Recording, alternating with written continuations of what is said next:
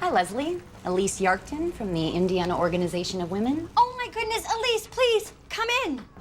Wait, are you here to give me the Woman of the Year award?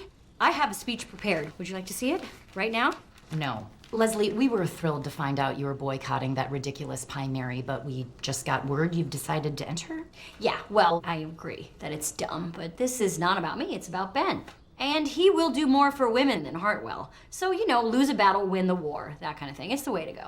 Look, the primary is retrogressive and misogynistic, and if you participate, we will have no choice but to protest you and Ben at the event. Hope you like pies. In your face.